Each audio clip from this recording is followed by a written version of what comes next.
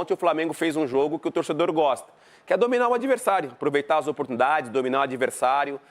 O meio de campo do Flamengo é um meio de campo muito dinâmico. Ninguém quer pegar o Flamengo, que é hoje do pote 2, ficou na segunda colocação no seu grupo, até de maneira inesperada.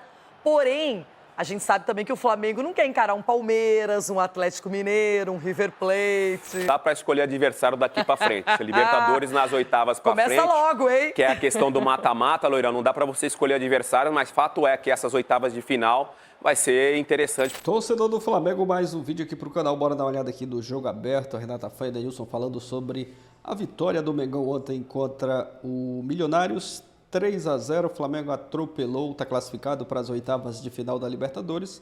Classificou em segundo, mas o importante foi que conseguiu, né, o objetivo. Vamos acompanhar aqui na repercussão da vitória de ontem. Tem um trecho também do pessoal da ESPN Brasil.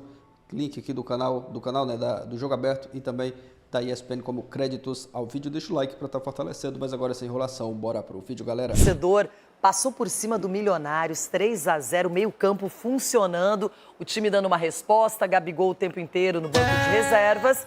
E o Flamengo agora espera o sorteio e a próxima fase da Libertadores. Jeito que o torcedor... Uma noite para reverenciar o maior artilheiro do futebol brasileiro em 2024.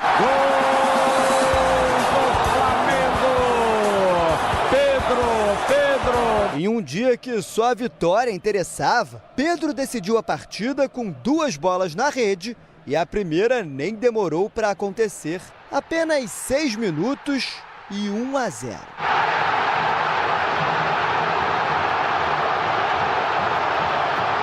Mesmo depois de abrir o placar, o Flamengo continuou a pressão. Até o errado dava certo. Gerson que o diga. A tentativa de cruzamento contou com um desvio para ampliar o marcador, 2-0. O Milionário, já eliminado, pouco assustou em campo. Apenas uma finalização em 45 minutos. Silva para fora. Depois da lesão de Ayrton Lucas no final da primeira etapa, Vinha entrou em campo e logo fez o protagonista da noite brilhar novamente. Passe na medida para Pedro marcar o segundo dele e o terceiro do Flamengo.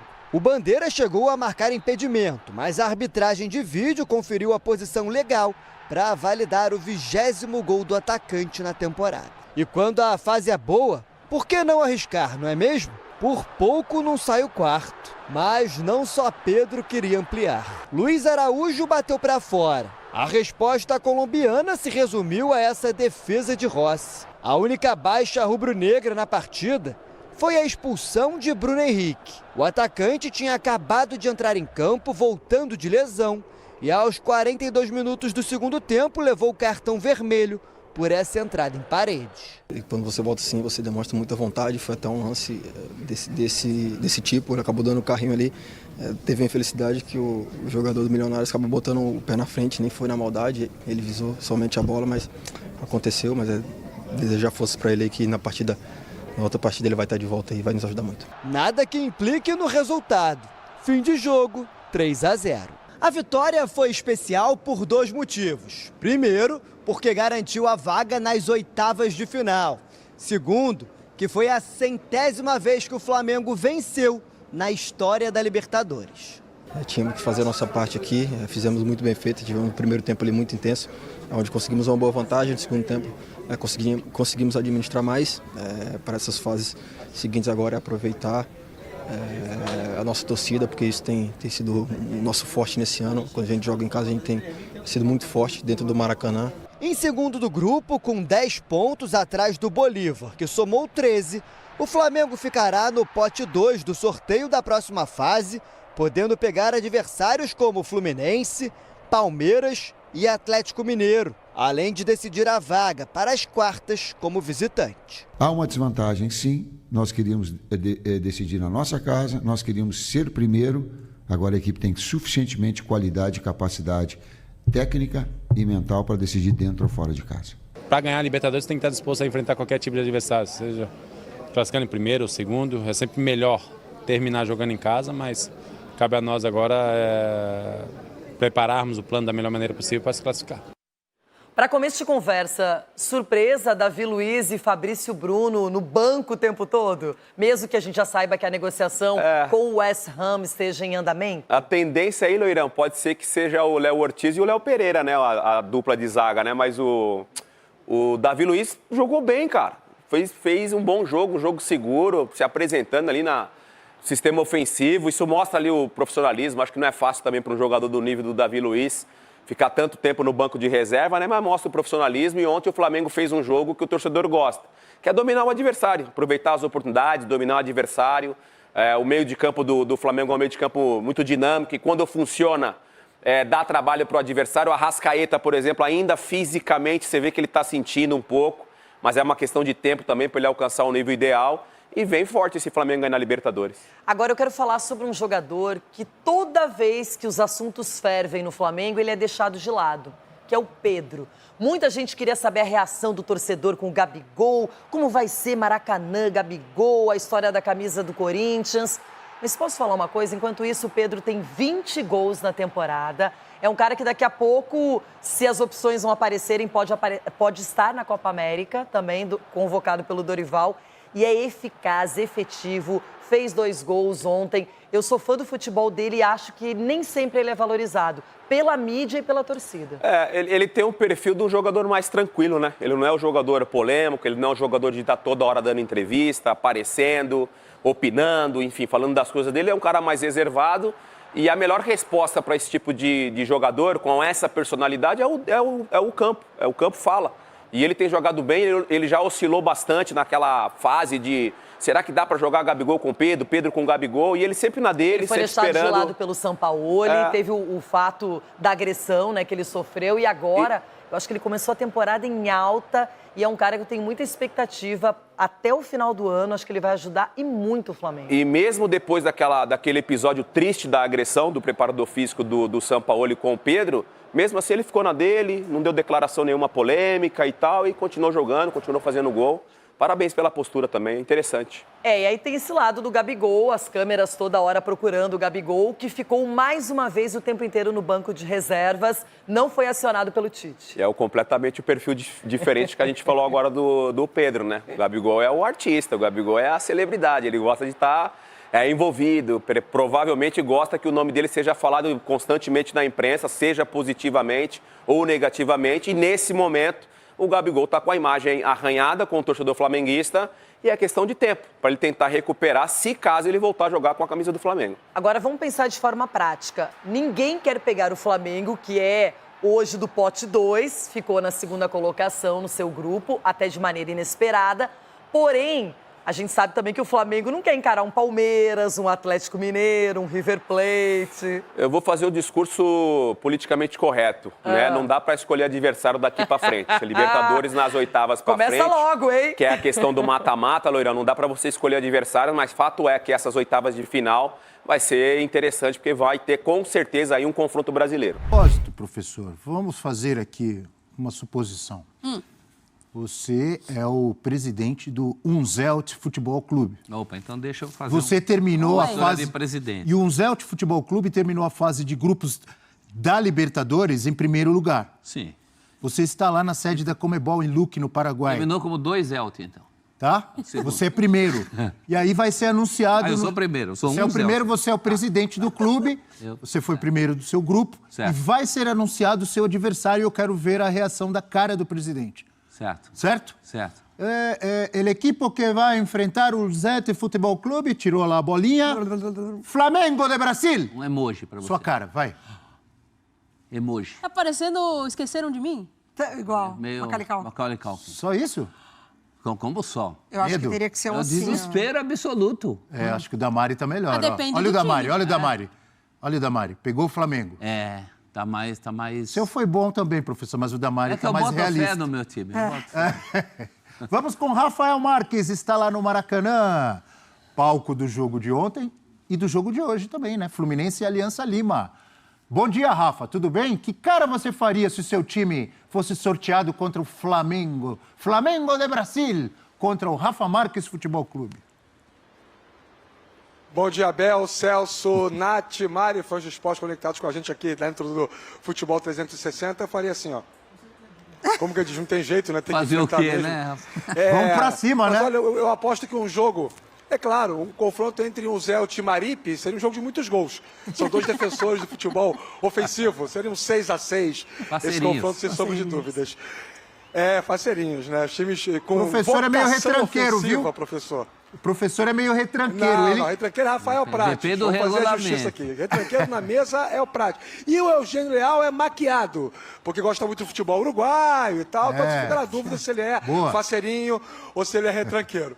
Mas é isso, aqui no Maracanã novamente, nesse mesmo bate-horário, nesse mesmo bate-canal, mas com 6 graus a menos. Uau. O Fã de Esporte está vendo que não tem aquele sol de ontem, né? É verdade. Ontem nós entramos aqui no programa com 28 graus e o céu limpo aqui no Rio de Janeiro, maravilhoso, muito azul. Hoje, nublado, com chuviscos pela manhã, previsão de chuva ao longo do dia. Então vai ser um outro cenário completamente diferente. Viva o Rio de Janeiro e seu outono, que consegue acumular todas as estações dentro de uma só. Mas aqui o assunto não é meteorologia, é futebol e de fato o Fluminense faz um jogo importante logo mais, mas estamos aqui neste momento para falar um pouco mais sobre o Flamengo. E a gente já falou muito sobre os contornos do jogo, a coletiva do Tite, e assim, alguns aspectos que chamam a atenção. Primeiro, havia uma expectativa muito grande sobre a participação ou não do Gabigol. E o entendimento que todos aqui tivemos no Maracanã, até no contato com colegas de imprensa após o jogo e alguns torcedores na saída do estádio, é que qualquer coisa ontem que versasse sobre a entrada do Gabigol na partida iria desviar o foco da vitória. O Flamengo constrói um placar de 3-0 no primeiro tempo, até o início do segundo tempo cria mais 4 boas oportunidades, poderia ter goleado com um placar ainda mais elástico o time do Milionários aqui no Maracanã. Depois administra a vitória e garante a segunda vaga do grupo D, para chegar do grupo E, para chegar até o mata-mata da Libertadores. Se o Gabigol entra em campo ontem, toda a atuação do Flamengo, toda a discussão acerca do desempenho da equipe ficaria em segundo plano e tudo seria voltado na coletiva do Tite, nas análises pós-jogo sobre o comportamento da torcida e do Gabigol. Tite, minhoca da terra, muito tempo de bola, preservou o jogador, não colocou o Gabigol em campo. E só para não dizer que a gente não falou do ataque inteiro, o ataque histórico do Flamengo, Bruno Henrique ficou em campo exatos 4 minutos e 51 segundos. Da hora que ele entra, aos 36 minutos, a hora que ele é expulso, depois que o árbitro de campo, o Facundo Tejo, é chamado pelo VAR e tira o cartão amarelo e aplica o cartão vermelho, tirando o Bruno Henrique do primeiro jogo das oitavas de final. O Celso falou sobre outras sanções, mas uma coisa é certa, o Flamengo vai jogar em casa a primeira partida das oitavas de final e não terá o Bruno Henrique como alternativa para o decorrer da partida. Um jogador que tem uma identidade muito grande com a torcida e também aqui com o Maracanã. Um outro ponto importante que a gente pode debater é a questão do público, né? O Flamengo sustenta a maior marca da temporada, foi na final contra o Nova Iguaçu do Campeonato Carioca, dia 7 de abril, com 65.757 torcedores presentes. Ontem, quase que esse recorde foi batido. Tivemos aqui 64.268 torcedores para acompanhar a vitória do Flamengo sobre o Milionários. O Flamengo tem aí 5, 6 dentre os 8 maiores públicos da temporada de 2024. E um personagem que não entrou em campo, mas que foi muito falado aqui no Maracanã, Paquetá, com seríssimos problemas envolvendo a sua carreira. Ontem esteve aqui no Maracanã, tirou fotos com muita gente, fez vídeos, foi ovacionado pelos torcedores, ficou num camarote lá do outro lado, setor oposto em relação aqui à tribuna de imprensa e também à tribuna central do Maracanã, e foi um personagem do jogo, embora não tenha entrado em campo, Abel. Ô, Rafa, esses 2 últimos jogos, a gente está com a imagem do Paquetá aí, torcendo pelo rubro-negro, ele que começou na base do Flamengo, né? Bolívar e Milionários, 2 últimos jogos, 2 boas vitórias do Flamengo. Você acha que o Flamengo se acertou, o Tite achou o que queria do time, ou os adversários ajudaram, ou as duas coisas juntas? Eu acho que as duas coisas juntas, mas assim, é necessário nessa discussão inserir um outro componente. O Flamengo, mandante da Libertadores, foi muito bem. Eu incluo o jogo contra o Palestino. O Flamengo contra o Palestino no primeiro tempo teve 25 finalizações. Foi um time extremamente intenso, impositivo. Os 3 jogos que o Flamengo fez em casa nessa fase de grupos, ele foi muito bem. E os 3 jogos que ele fez fora de casa, ele foi muito mal contra os mesmos adversários. O Milionários, o Palestino e o Bolívar. Se nós partimos de uma lógica que o Flamengo vai decidir a sua classificação nas oitavas de final fora de casa, contra que adversário for, mais uma vez o fator casa vai ser determinante para que o Flamengo tenha um estofo, uma margem para poder jogar a classificação fora de casa.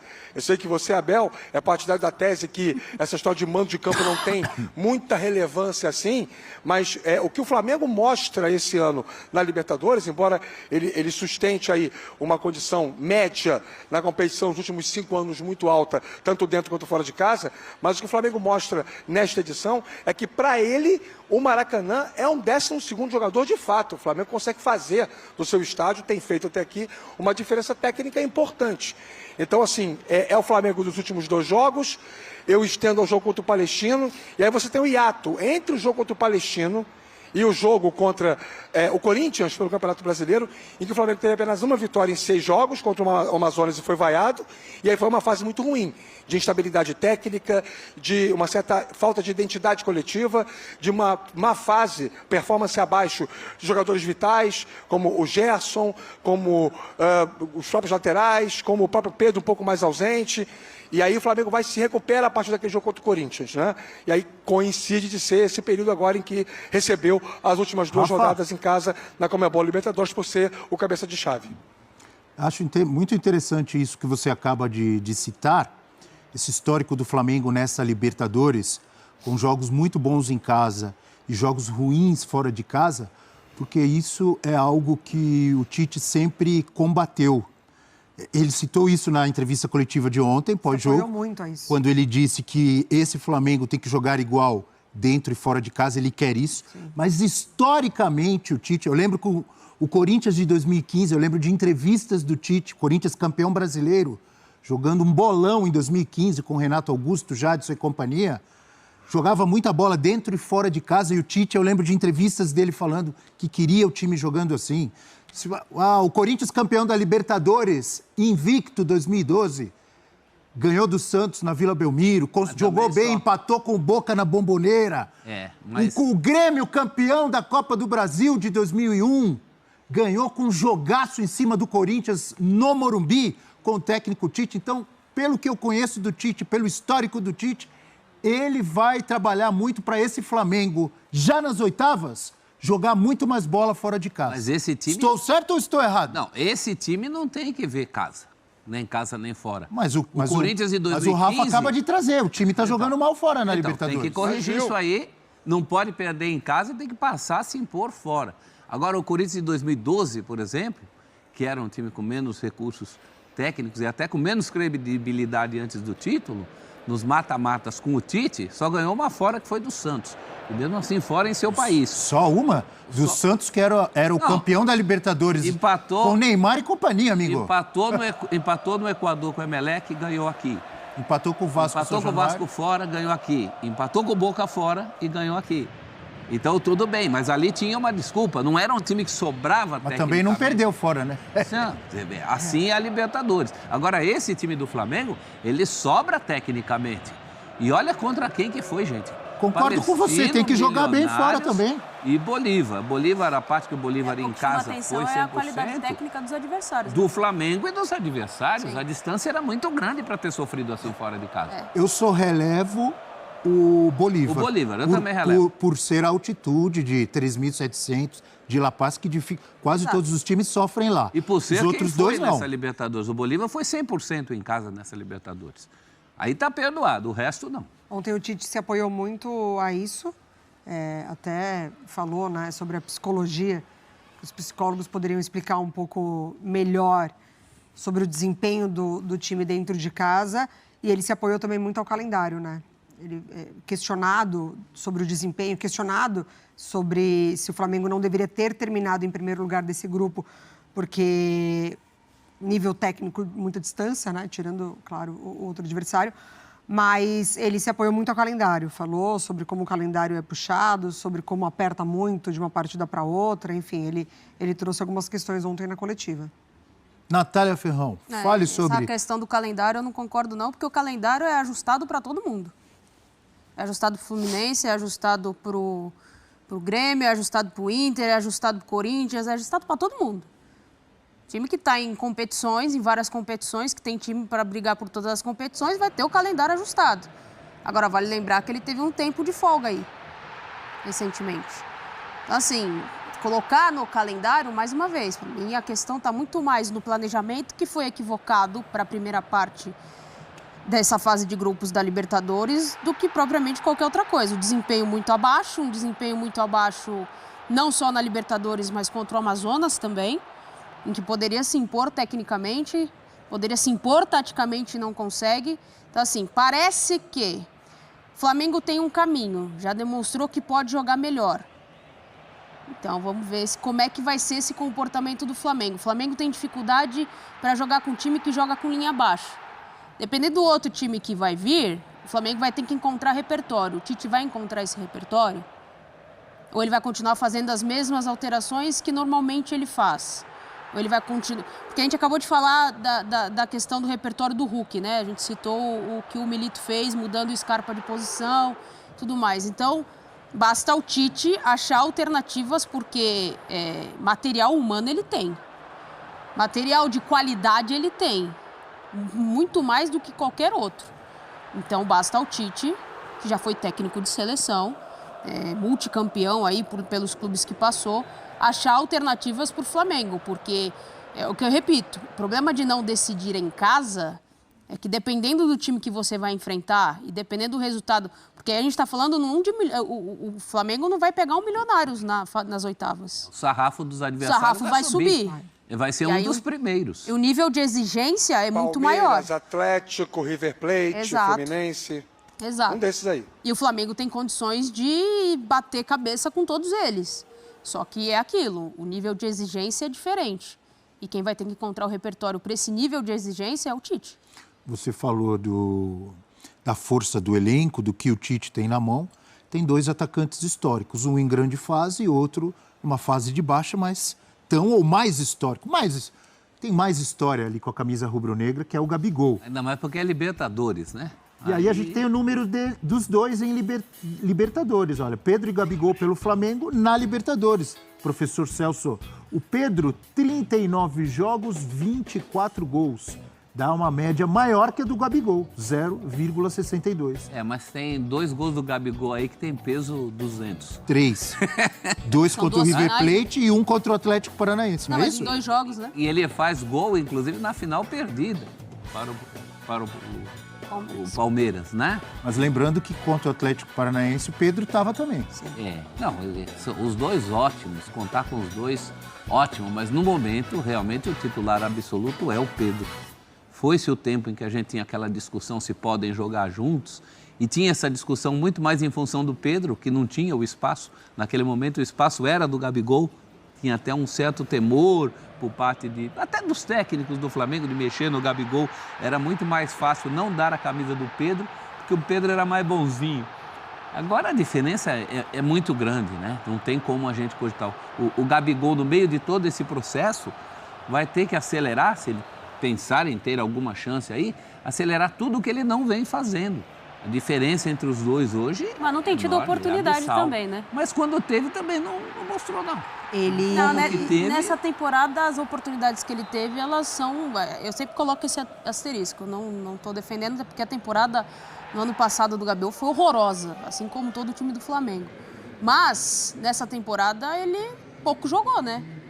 Sim. Quantos jogos, de fato... Não sei se o Rafa tem essa informação, Rafa. Quantos jogos o Gabi fez... pelo menos mais de 30 minutos. Mas a questão é, mereceu? Teve o jogo no Campeonato Carioca que ele fez já em Manaus, ele foi titular, ele jogou 1 tempo e meio, foi a partida que ele ficou mais tempo em campo. Agora me falta aqui a memória, o adversário. Não tenho isso metrificado aqui, Nath, mas certamente titular do Flamengo esse ano não chega a 5 partidas. Exato. E por que não tem sido? Acho que tem algumas questões aí, né? Acho que a gente vai falar sobre as preferências do treinador. Sim. O Tite, ele tem uma clara preferência ali pelo Pedro, tanto que ele já testou o Gabigol em outras funções ali do ataque, tentando realmente encaixar o Gabriel na equipe. Mas antes do Tite, Mari, desculpe te interromper, tem razão. Nos técnicos anteriores já... Também não. O Gabigol já vinha sendo preterido, né? Ele vem numa queda e ele vem, infelizmente, contribuindo né, fora de campo para ter essa queda não só técnica, como preferencial também. Se antes o Gabriel ele era visto e ele desempenhava para mudar partidas para o Flamengo, hoje ele é poupado para também não ter um impacto negativo na equipe. Então, o momento dele realmente é de baixa, e aí cabe ao Gabriel, e o Tite já falou sobre isso, para todos os jogadores, trabalhar, para quem sabe voltar a ser, pelo menos ali, a primeira opção de troca, porque nem isso ele é hoje. Fora que ele perdeu aquele último uma capital coisa que tem que ser dita, tinha, gente. Né? Torcida chamando ele. Sim. Diga, Rafa. Hoje a torcida já não chama mais. Vamos fazer um exercício rápido aqui de memória. Quando o Tite assume a seleção brasileira, em 2016, aliás, foi tema ontem, dentro do F90, o Gabigol é convocado para aqueles jogos contra Colômbia e Equador, né? Que o Brasil conquista 2 vitórias fora de casa e de cara com o Tite já volta à zona de classificação para a Copa do Mundo de 18 e aí as coisas vão acalmando. O trabalho do Dunga era muito ruim. O Gabigol não gostou. Claramente não gostou de não ter sido escolhido e o Gabriel Jesus ter sido contemplado naquela oportunidade como centroavante titular. De lá para cá, houve momentos em que a relação entre Tite e Gabigol ficou um pouco melhor e houve momentos em que ficou um pouco pior. De certa forma, embora o Tite nunca tenha falado isso publicamente, é óbvio que ele não gostou daquele processo todo da comemoração do título da Libertadores do Flamengo de 2022, em que a torcida faz gritos de hostilidade contra o técnico da seleção brasileira, na época, né, que era o Tite, e o Gabigol surfa na onda e não em nenhum momento se coloca, né, entre aspas, entendendo a posição do técnico, coisa que ele não é obrigado a fazer, evidentemente. Então você tem já algo implícito nessa relação de que ela não é 100% afável. Eu não sei nem se é uma questão pessoal, tá? Eu acho que nós nem temos que deliberar sobre isso. Mas me parece algo associado à parte comportamental, e o jogador de futebol não é só o que ele faz durante o jogo, também é o que ele faz na rotina, e o Tite é um profissional que valoriza muito isso. Quantas vezes nós vimos em coletiva ele ser questionado, quando era técnico da seleção brasileira, sobre algum jogador que era convocado para um par de jogos das eliminatórias e não entrava, uma novidade. Ele dizia, não, mas eu vejo o comportamento, a pontualidade, o engajamento, a postura no treino. Isso até foi motivo de chacota muitas vezes. Mas é o jeito Tite de fazer a gestão de elenco. Então tem um lado comportamental aí meio truncado e tem outro lado que é o campo, né? A partir do momento que o campo passa a não jogar a favor do Gabigol e passa a jogar muito mais a favor do Pedro, a discussão Pedro e Gabigol, ela perde muito o viés de equilíbrio. E o que tinha a favor do Gabigol era isso, era a relação com a torcida, que o Celso falou. E hoje, até isso está abalado. E o comportamental do Gabigol, ultimamente, pelo amor de Deus, né? Fora de campo também não ajuda. Uma questão de doping por uma atitude dele. Vestiu a camisa de um rival no cenário esportivo nacional, na sequência.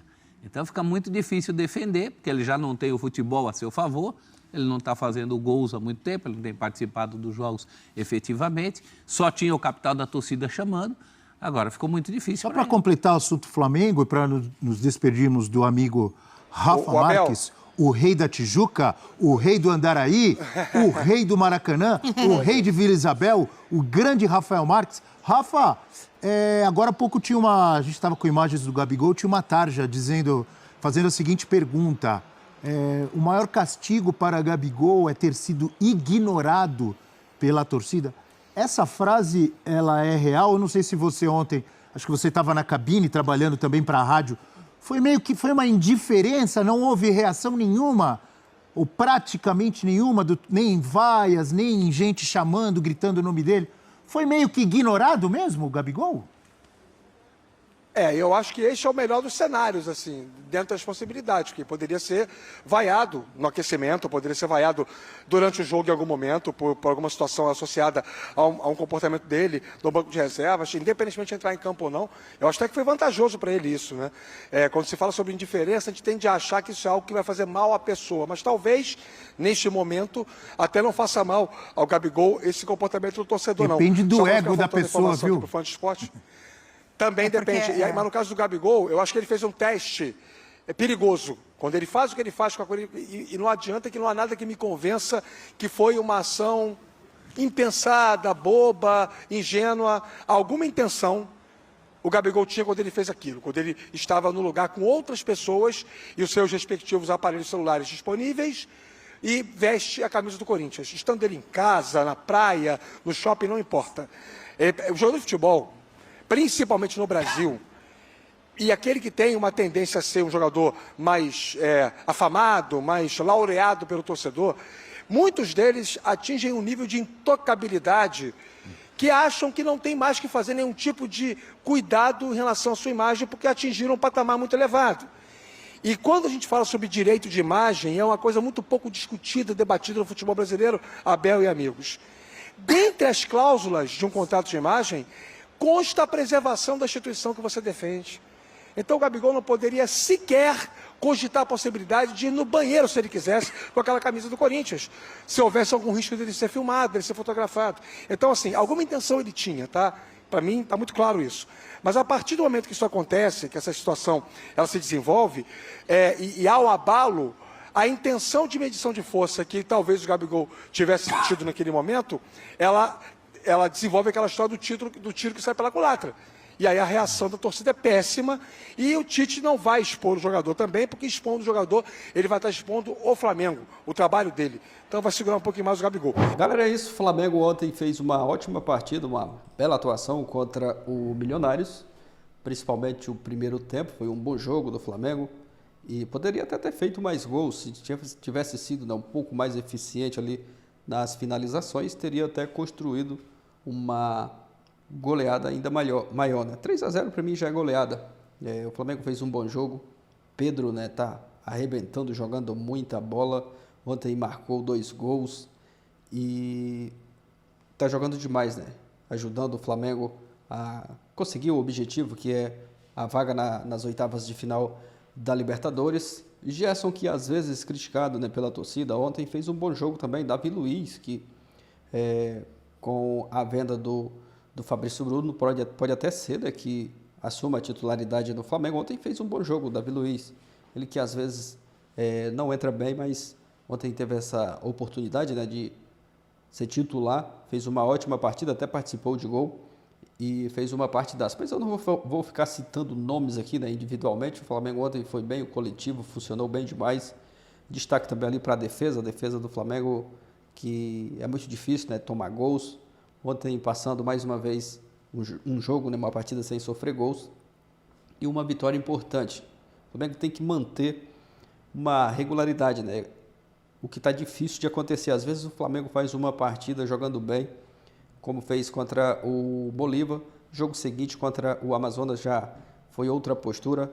Ontem o Flamengo conseguiu, né, desempenhar um bom futebol, fazendo uma partidaça. E o torcedor daí espera isso, um Flamengo mais regular, fazendo bons jogos. Agora é aguardar o sorteio das oitavas de final. Tem a chance de pegar um time brasileiro nas oitavas.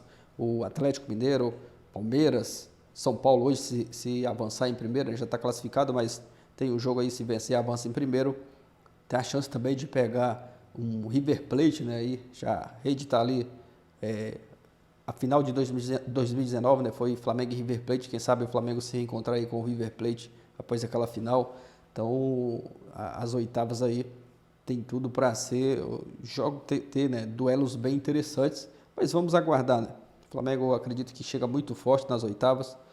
O Tite vai ter tempo para preparar o time, para, quem sabe, né, chegar nas oitavas de final aí com todos os jogadores à disposição, aguardar o sorteio, né, das oitavas de final, para ver aí qual vai ser o adversário do Flamengo. Deixa a sua opinião aqui nos comentários, o que você achou do jogo ontem. Se não é inscrito, se inscreva, valeu e até a próxima, galera.